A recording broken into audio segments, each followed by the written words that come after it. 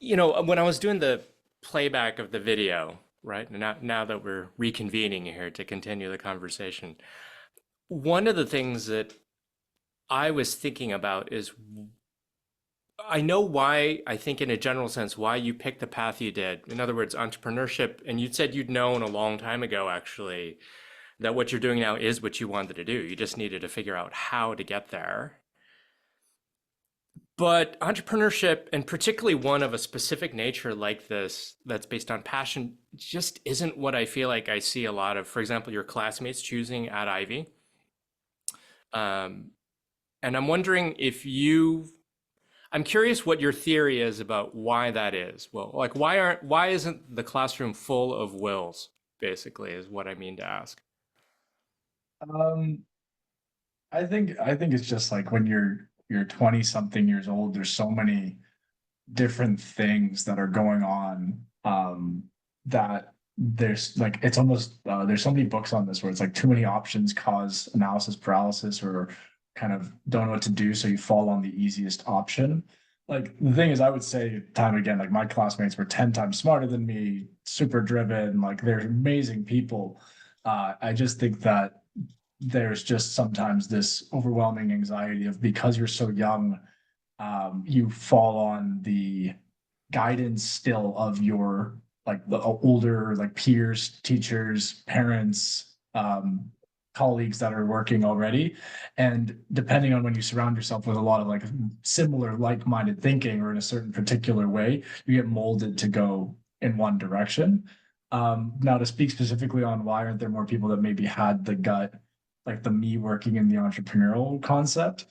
Um, like again, I go to it where it's like it's something at a young age. Like you grow up in a household with entrepreneurs in it.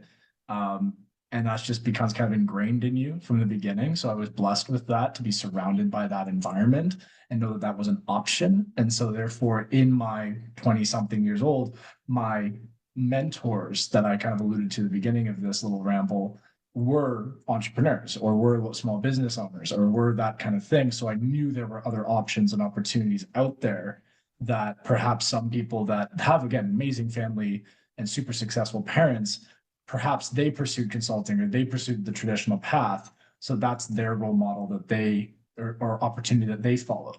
That's something. I'm not 100% sure. I'm not a grand wizard I can't tell, but that's kind of my thoughts. What do you think? Yeah, no, it's interesting. I mean, this question, I always hesitate to ask this question of people because this is a variation of, what makes you tick and why doesn't it look the same way with everyone else? And what I find is most people actually don't really know the answer to this question, like not at core, right? That they know at a high level, but they sort of just do, right? They kind of are who they are. What I think I've heard from you just in the response there, if I had to summarize it, you start out off by saying some people are just more moldable, frankly, at that point, because you're telling a story of in your 20s, you're going through life and you're just trying to figure stuff out. So you'll be more susceptible to leaning on messaging, right, from authority figures of some form or another, whether they're institutional or whatnot. And the other one, which sounds equally important, if not more, is in your case, you were well aware of another door that I guess no one was talking about and selling very hard throughout that process. I mean, is that an accurate framing, Will, for this? Or I would say that, and I think on that perspective, like again, I feel like that was the right choice for me. Like I'm not saying going corporate is wrong for everyone. I think it's an amazing career path, and there's a lot of fulfillment in it. But I'd say yes to that. I would agree with that. And then one more thing before, obviously, I know you have so much to add. There is there's also a lot of when you're in school marketing dollars from big firms to kind of influence you there. Like all the recruiting events were some big firm, and therefore that marketing of this is the option versus maybe if there's a smaller boutique firm or some other company that wouldn't have the dollars or capacities to go to a full-on sponsored recruiting event at the school. That kind of makes the shiny object go, there's something that's easy. Again, it's like ease when there's a lot of anxiety and ambiguity, that kind of thing. Yeah. And go ahead. yeah, and that would add a third leg to it, Will, is I think what you're in a very humble way saying is you're not a shiny object guy, right, at the end of the No. day. So in other words, if there's a lot of that going on and that phenomenon gets a lot of people, particularly if in your 20s and you're not really sure what you're going to do. I think it's a few things. I mean, one is I think there's a very human aspect to when you grow up, actually, even when you're an adult, it doesn't end when you reach adulthood. If you are largely unaware that there is a whole nother world out there that you could go off into, you just don't actually know what's there, and no one around you tells you or really knows what's there, that naturally creates an apprehension towards going down Yes, that road, right? exactly.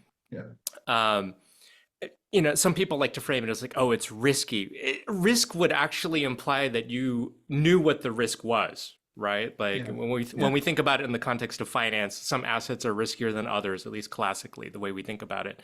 But this is more of a story where you just don't know. You don't even know how risky it is, but the not knowing makes you perceive it in this way, Yeah. which is a little bit different. So a part of it is, to put it bluntly, just the not knowing, and then offering kind of a very well-defined structure. I mean, school is like this inherently, right? Well, you were an engineer, but before that, you were also probably a very good student going all the way through. And tell me if I'm wrong about that, by the way. But okay, so you're kind of waving your hand. So ish. But the way that school is structured from a very young age, right? And tell me if this resonates with you, is you essentially get taught right and wrong, and you get rewarded for right, and you get kind of not rewarded for wrong. And what we call A's are, a minimization of mistakes, if you will, right, as you're doing this. And so when you're in a system, and it's very structured, right? In this sense, it is actually nothing like the real world. And this is why people often complain, school doesn't really prepare you for life. And this is really one of the big things that it clearly doesn't even try to, right, on some level, which is why I find these graduation speeches hilarious when someone comes to a graduating class and says like, oh, you're about to take the big next step, as if we've actually prepared everyone adequately for that, right? But in a system that works like this, what it does is basically trains people to get addicted to structure and to get rewarded with a certain incentive system. And then anything else away from this requires imagination or awareness of another door, which is exactly what I think you got from a young age. And this was an enormous blessing in your case, I think. Yeah. And I would say that's probably number one. If most people had a broader range of, what's really possible for me to do, then I think we might see more diverse decision making, frankly, at the end, particularly in business school. But the system's not really designed to reward that, right? As we've talked about in the past. Yeah. And so this isn't really a subject matter that comes up in faculty meetings where someone pounds a table and says, hey guys, we need to really broaden this for everybody. And this is not the conversation that happens, right? So I think that's probably the biggest. The second is, Will, and we didn't have enough time to talk in detail about this. When you were going through your journey, there are many moments for most of us, if we're going to go off on our path, where there's moments of doubt, right? Like there'll be a voice in your head that says, is this really kind of the right decision? Do I really know what I'm doing? And all these things. And on some level, you don't. So you have to be okay with the faith-based approach, if you will, right? And what makes that easier most of the time for most people is a sense of community.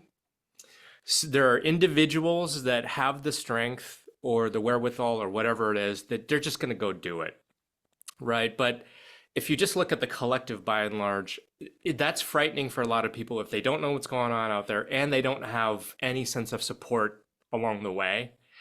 I notice that people don't usually articulate it this way because nobody wants to say, I'm too afraid to go do that. But it's some form of that.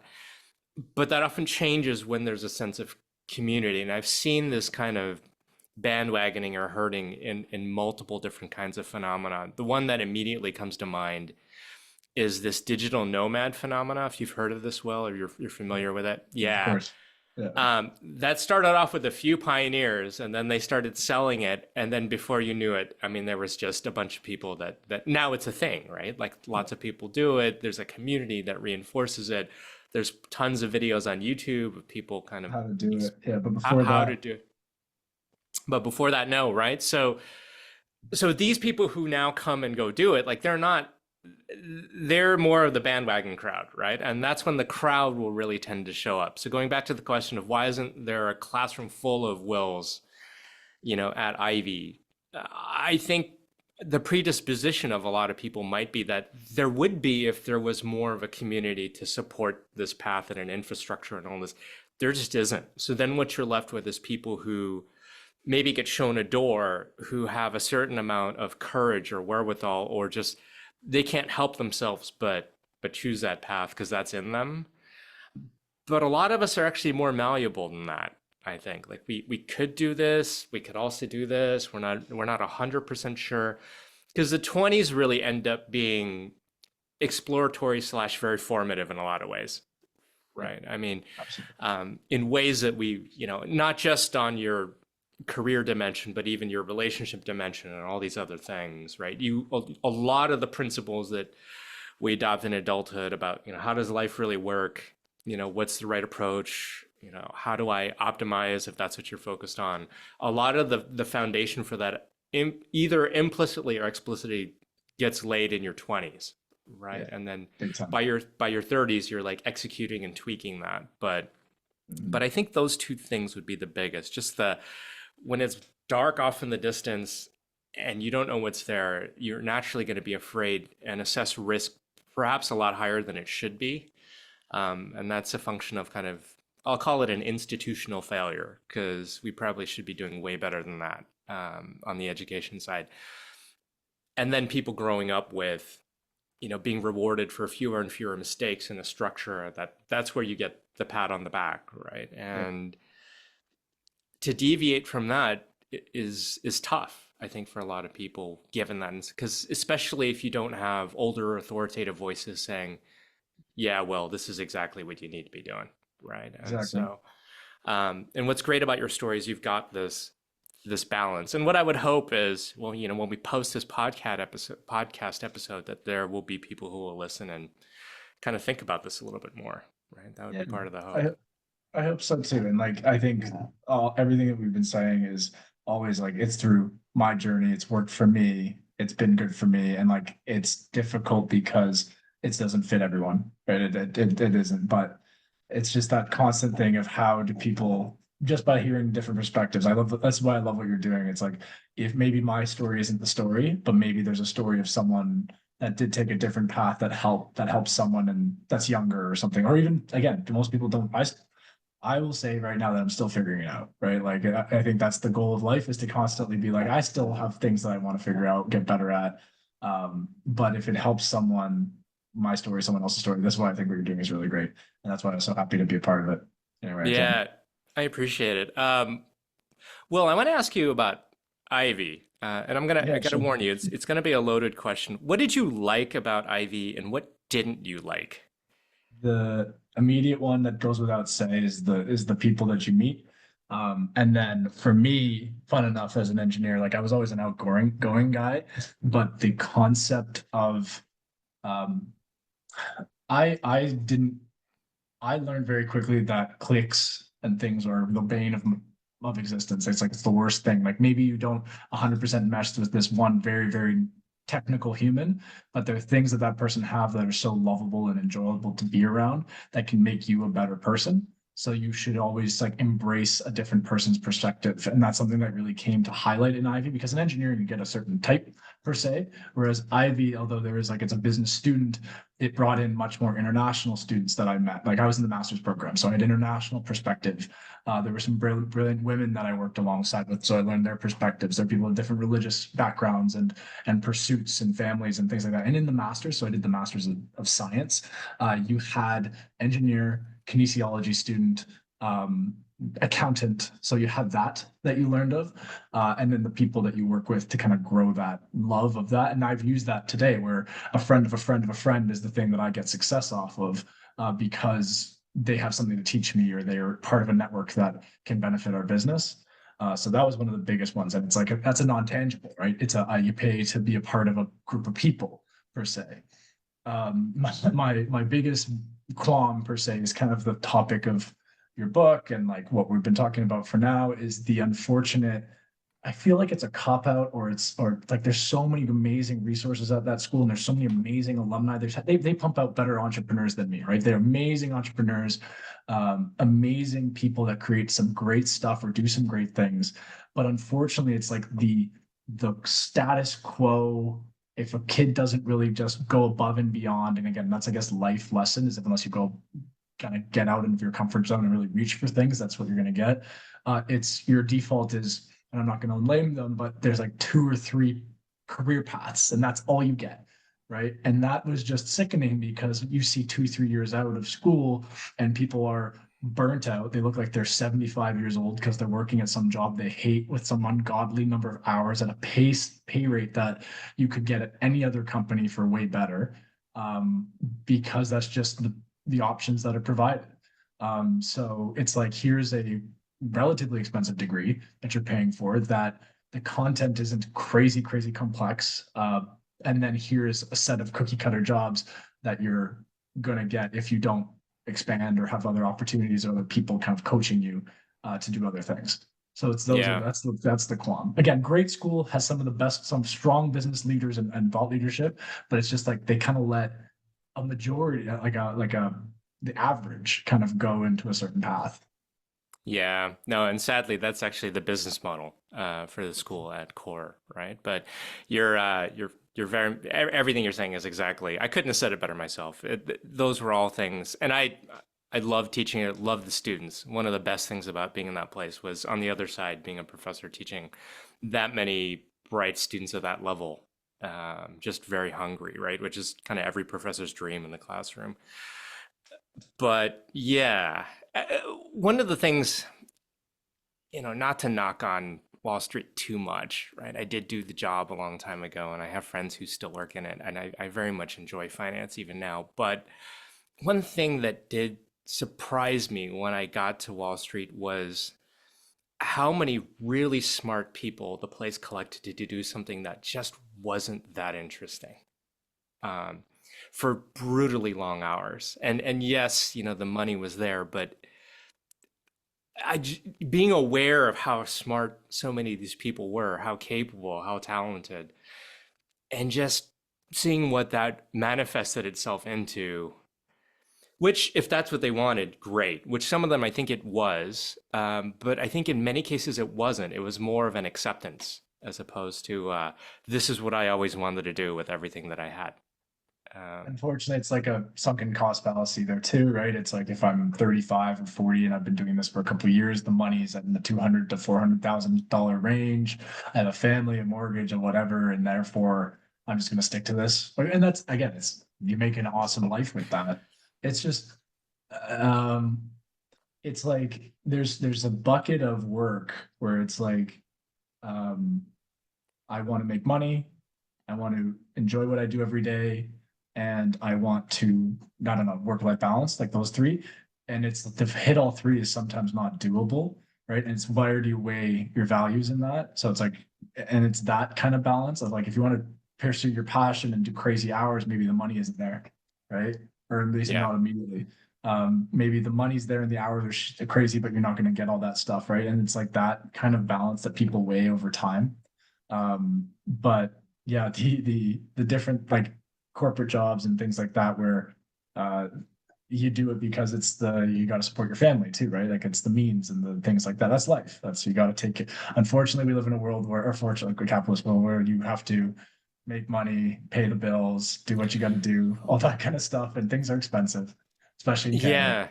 Yeah. Uh, well, increasingly everywhere. Well, not just Yeah, Canada. fair enough. Fair enough. Fair enough. But yeah, I mean, a couple of thoughts come to mind, right? So in thinking about, like, I remember when I was an analyst in banking, what everyone was looking forward to was, for example, switching off into private equity, right? And it wasn't because they thought they would love it by and large. It was just that it would be fewer hours and the upside on the money was even more. So in other words, the metric was kind of hours and dollars, right? But not joy, right? And I remember after leaving banking, like years later, I met people who would go from, prestigious bank into very prestigious private equity firm that everyone's heard of. And I would ask them, oh, you know, what's it like? Right. And the first thing that they would usually say is, well, I'll never forget. There was one girl in particular. I was in my early 20s still, and she'd said, well, I only go home at midnight now that I'm in private equity, right? And that was like the first response to the broad question of, what is it like and how do you like it, right? Essentially. And when that's your response, that says volumes about what your daily existence is like or what your life is like. So yeah, I totally it would be nice to see a world. It's actually kind of an open thought experiment. How would the world be different, Will, if more people had taken your path, right, in the MSc class? And I actually don't think I know. We'd see more diversity. I would think Yeah. we'd see happier people. I think we'd probably also see that people don't need to make a million plus a year necessarily, and would trade better, right, for other Yeah. things. Yeah, like that's the thing, right? It's the like I suffer through this in my own business, and I love it. Like again, I love what I do, but it's like there's always the next thing. That's human nature, right? It's like, oh, I'll get 50K, 100K, 200K. But then again, it's like you open your life to perspective, like whatever you want. But it's like I've been fortunate to spend time with some crazy, crazy wealthy people, being with the Silicon Valley group and stuff like that. They'll complain about the same stuff you and I'll complain about, right? They Yeah. have a private jet and a private room at the Four Seasons or a suite at the Four Seasons and things like that. They'll still complain about the same things you and I will complain about. Yeah. All the money in the world won't take away back pain, right? So, Hundred percent. It's great that you've seen this already. I do think like a moment like that actually where there's just something you see that takes a sledgehammer to the illusion, right? That yeah, there was a moment like that for me in my I, I think I was early in PhD, and I was still I was basically pretty sure professors the road I wanted to go, but I hadn't really shaved off the desire for a lot of money, to be quite candid. But I had a friend who he was a trader, and he had made amounts of money that I couldn't even comprehend. Like to the point where I actually imagined that if he had the option of starting a printing press for money versus just doing what he did, that it actually might not be worth his time to do the printing press. Like that kind of yeah, astounding level. But the most disturbing thing actually about watching his meteoric rise was that he enjoyed it the way that one would, enjoy winning a game of tennis, for example, that they were playing from time to time. But the overall level of joy wasn't going up right at the end of the day. And it really didn't change his lifestyle much. He was actually a pretty cheap guy. He still remained that way. right, right. Um, and it really just kind of shattered that for me because it forced me to think about, okay, what is the money for, Mhm. right, at the end of the Yeah, day? And without a great answer that you're confident is going to make you much happier, at some point that marginal amount, right, is just yeah. it will do Oh, almost nothing for you. yeah. Yeah. And that's the thing, like our brains are wired to only be in a certain number of people with a certain number of things. It's only the past 200 years that we've had this concept of how life should be, like live like kings or anything. We live like royalty of we would make kings about 200 years ago think we were gods, right? Like what we live now, but it's always the whatever. So the way that I look at it is just uh, if you are pursuing a path, again, so many books say this. I'm not some wisdom human about this. Like it's said all the time. If you're pursuing a path and you're making good money, like successful, like level, like sustaining yourself and putting away a savings account, and you're doing something you love, the diminishing returns are all there, right? Like if you make 200,000, 300, that study's well known. And it's just one of those things where also if you're doing something you really like and you're making that base ability to take care of yourself, you are infinitely more happy. Like the happiness index is insanely better. The all these things that come up when it comes to that. So and that's something that I've been happy with too. It's like I like startup salary is it's good. It's I'm taking care of myself now that we're seeing better success and things like that. But big sacrifices on salary in order to pursue this. was a no-brainer because it's like I know it'll come, and if it doesn't, I'm going to be willing to have taken on these lessons and things like that, and it'll benefit me some other time, right? But again, I'm very fortunate. Some other people don't have the same fortune that I do with their situations. So Yeah, I get that. Though I think some of that is more in the eye of the beholder than you would think. I know people who come from substantial amounts of money, family wise, and yet have a level of risk aversion as if they were in the Great Depression, right? Like yeah, it is to some degree also in the eye of the beholder. And you would, I'm a business school professor. I've taught at many places where like you would think this would not be the conversation that would come up, but yet it does, surprisingly, in a number of cases. So a lot of it is in the mind. And somewhere along the way, Will, and I don't know if you've ever done a personality test where you've ever had a measure of your appetite for risk or uncertainty. yeah, Um, no, you're certainly above average. I don't know how much of that comes from family upbringing, just kind of making you comfortable with that, or if you were already naturally a little bit of a risk taker. But I would say, I mean, this is not to encourage incredible recklessness, right? But most people are a little bit too far on the risk averse side, is what I yeah, observe. yeah, and like that, you've ever heard that study? You need that, or else the population would have been dead. You ever hear that? Right. Where it's like evolutionarily, we need people to be risk averse. Otherwise, we would have died years ago. And you need one crazy one every now and then to go out and find new food or something. There's like a whole. I remember reading about that. Is where does it actually like genetically the concept of risk or risk aversion come from on top of nurture? So there's a whole thing there. So it's okay. Like sometimes that's good, and that is good, right? So otherwise, we'd be eaten by the lions and live today. So, but This is yeah, interesting. This actually is making me think of very old topics that I hadn't thought about in a very long time. So yes, right? We can see that there's an evolutionary argument for it. I would say that the sort of genetic level of the collective, if you will, of risk aversion is probably maladapted for today, though, right? of So course, everything we yeah, do. like we have not evolved appropriately for. There should be No, way more risk taking on we entrepreneurship still now. we still got the same hardware from 300,000 years ago, right? Like it's the same noggin going on, or whatever these people. Exactly. Exactly. And the first time that this actually really dawned on me was many years ago. And like I'm dating myself now, but there was a time where there are these guys called pickup artists who would basically Yes, kind of I've seen this. turn into a science the approach of attracting women and all this stuff.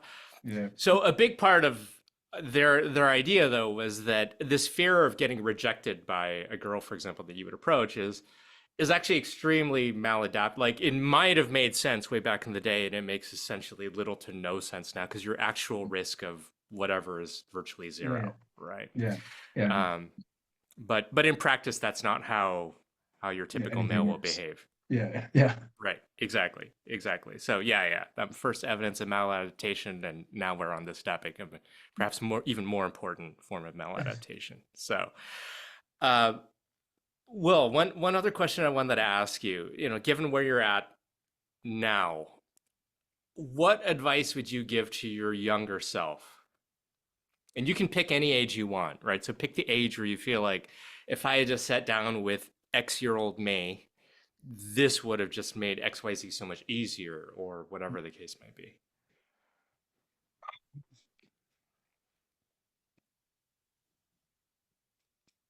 the one that I think of immediately is the concept of don't be so hard on yourself. Don't think that every decision is final. Don't think that a mess up now will change everything or everything perceived about you long term. I still to this day would probably say that being tough on myself is one of the good things, but also sometimes to a fault too. It can cause problems to like anxiety and working longer hours that don't have to be done. So I would say that at a younger age, like it's okay to make mistakes. It's okay to not be too hard on yourself when you do make a mistake. And that would be my big one. So that is a pretty common Yeah. response, particularly from certain personality types. Mhm. Um, Well, I want to play devil's advocate for a second, and this is not necessarily Mhm. what I actually think. I want to Yep. play with this idea a little bit. Do you think, though, that that has been more beneficial to you, that characteristic, as opposed to Yeah. detrimental? Yeah. I've talked about this. It has gotten me to where I am today, I think. But I think that there was that a gradient that didn't need to go to such an extreme, right? Like Hmm. if the it's the classic concept of the self-talk versus what others would say of you, right? That's something that I've brought in a much more perspective where whether it's a mistake, where you say something, where you act, where you execute on something, you're super critical of yourself. And it's like, and I would argue, continue to drive and push and make those be very strict on yourself, but to a level, right? So I would say yes, it's gotten me to where I am today, like being hyper competitive and still trying to be successful in whatever capacity I can. But I think that, and I'm still working on this, a balance is necessary. I see. Yeah. Because And this is, I'm go saying ahead. it, but it's also action versus saying, right? It's a difficult thing to because it is. It's if you can do both in a way, it's like you push yourself and push yourself, and then you beat yourself up a bit, but then you kind of go, okay, time to keep going. Like that's kind of the mentality of it, because you have to be your own worst critic, but also get over it to the next point, go quickly. So, and I think that not killing yourself for too long will allow you to get to that next point faster. Yeah, no, I agree. There's sort of an optimal point, right? I mean, you do want a high standard on some level or a high expectation, and yet somehow not be so hard on yourself that you end up being Quitting. terribly destructive, Yeah, right? exactly. Quitting, being destructive, bad behaviors, things like that. Yeah. Yeah. This reminds me, I saw a documentary recently about this woman named Diane Warren, who I got to be honest, I'd never heard of her before, but she is, I think, the most prolific songwriter potentially in history. Yeah. So I didn't know she had written like a large number of hits over many, many decades and like insanely successful. But in the documentary, they were following her through the latest nomination of Oscars. So she had been nominated like 13 times but never got one. And every time she didn't get it, it just ruined everything. Right. So hyper competitive, like cares very much, like super passionate. But because of this kind of really high bar self critic type of mindset, her highs are high and her lows are terrible, right? Even Yeah. at a point where she really doesn't have anything left to prove, right? Yeah. There's Yeah. really no one else in the world that would even, probably lay a finger to her and being critical, but she still does it to herself, right? And Yeah. that's a tragedy to watch. Yeah. I can't remember what the combo was where it's like these successful people, but the two that I remember is an incredible like criticism, like being very critical of whatever, but also a doggedness, like an unwillingness to give up. Is the two. There's another one I can't quite remember that are the drivers of successful people. It's like I believe I will do great and I refuse to quit, but I expect a high level of myself to achieve those things, right? And so Yeah. it's high, low, and it's tough. It's like coming from experience, it's tough because the highs are high and things get tough, and you're kind of like, oh shit, that's not the best. So yeah, Yeah. Yeah. And this is a particular aspect that this is where, this actually takes the conversation a very different direction. This is where I think spirituality or having some kind of spirituality helps. mm, Because if your perspective is way bigger than just mm, what you're working on, and there's you do need a little bit of faith in a grander plan and a grander design, as well as an acknowledgement of limitation, and being okay with that, as mm, opposed to just being up and away, yeah, and then discovering you actually have a limit, right? yeah, Yeah, and that's the only thing that I've ever seen that actually will give someone some peace. All right, is that they have a story in their head that makes that fit into the okay box, into the no, it's not okay box. yeah, So exactly, yeah, exactly. Yeah, everyone has whether it is a religious, personal, spiritual, or community-based objective that they're driving towards. That's the thing that gets you over the line, not just the I need to make money or I want to beat the founder of an IPO or something like that. you need something else for it's good. Yeah. If you do, there are people that get to for money, but yeah, it's kind of. I have not seen a healthy outcome Yes, without this I component. haven't seen it yet either. I haven't seen the yeah, not, Yeah. I've never seen someone who's like, oh no, this is just about the money. And then yeah, actually at the end be someone where I'd say, that is exactly who I'd want to be, or I'd yeah, love yeah. being Vince around Mc, that person. you don't need Vince McMahon, that style of billionaire. You have another Oh, yeah. right. Yeah, no, no one wants that. Yeah, right. Yeah, no, Maybe not the no, road we would no. or at least that's not what the book was about when I was Yeah, writing it. yeah, no, So, definitely not. Yeah. well, I'm curious about what else you might be doing if you weren't doing cider. I guess do you have, or are you so cider focused right now? No, no, my co and I, we do like charity events. I spend a lot of time with my grandmother who's got a little bit of memory problems. Family's important. I have a loving fiance. There's things around me. So you talked about it earlier, like things that support me, right? That cider is cider, and it is a large majority of the day to day in life. But it's little things like I volunteer at a a food bank, and I spend time coaching track and field, which is a passion of mine. I take care of my body and go to like there's things I do outside to make sure that I take care of my body and mind. If I wasn't doing cider, if you removed that, um, I would probably end up finding some other endeavor to pursue that was self-driven or something like that, whether it was a charitable or another company. It's just what I would probably end up doing. I gotta be busy doing something I love. Yeah, so that's your standard. Yeah, And so there was no question in my mind it would be something entrepreneurial that you would be going yeah, off to do because I can tell this when we chat. You really have this, you like the idea of I can see it, I see a need, and I know that it'll impact people's lives, and therefore I want to do it, right? There's a really simple, but really nice narrative that you have that really is about impact. We haven't really talked at all about financials or scaling up or any of that stuff, all of no, which we can I get there. hope for you. Yeah, Yeah. it's going well. It's going well, which is good. Yeah. Good, good. No, I'm very glad to hear that. I discovered this, to be quite blunt, too late in life so far. I discovered that there was a pattern among certain types of organizations and the way that their values and what the people were like there, that I didn't understand this in my early 20s, and I definitely never learned it in my formal schooling. Um, but there would be certain companies, for example, when I worked in Wall Street, like I worked in one IPO, there was a company where the senior management team had known each other for decades, right? They functioned really well together. They were very chummy, and the whole place was just very pleasant. It was a very well-run oiled machine. People liked being there, Yes. Okay.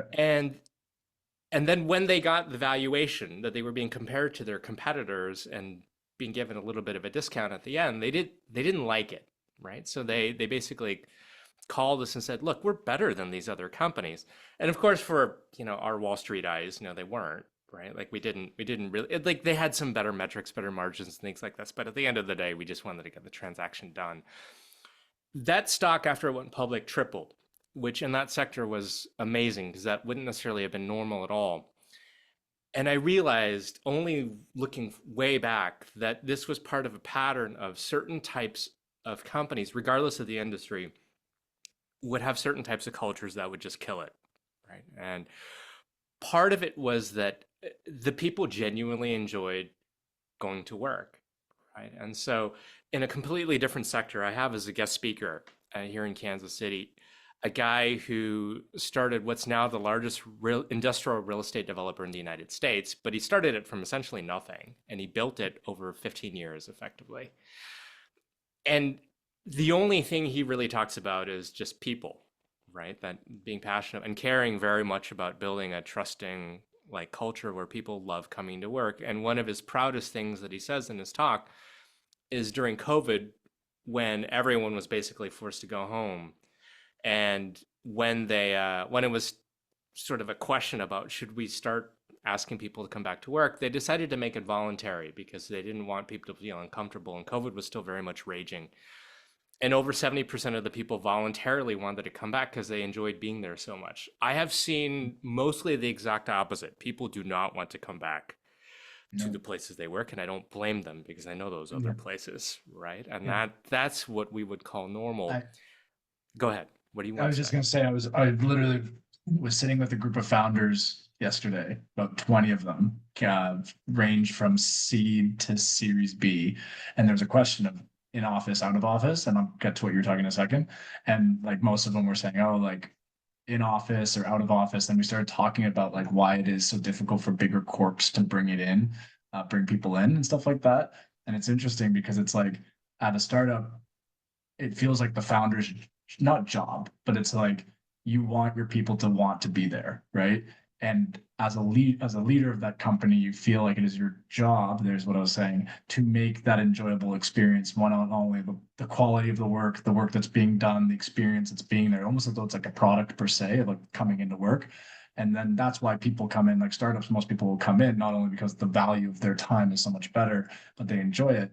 Whereas in the corporate world, they say come in, but there's no work or effort to make it worthwhile for people to come in, right? So it's like the job of the leaders in those rooms. They say everyone come back in, but it's like they're almost missing the mark where it's like yes, you can do the stick and just bring everyone in and because you're the boss and that's the hierarchy and you say so, but it's like you also miss the mark of if you can find a way to convince people to come in, not force them to come in, the quality of the work would be so much higher, right? If you provided not only like a reason, like every engineer I've talked to is half my engineering team doesn't work together in a room. We meet for 15 minutes and then work in our own things. There's no value coming in. My work isn't valuable. When I work on this little tiny button in the corner of a thing. Why would I come in for 8 hours a day? Like there's no reason that the hierarchy of the bigger corps give to the worker to come in.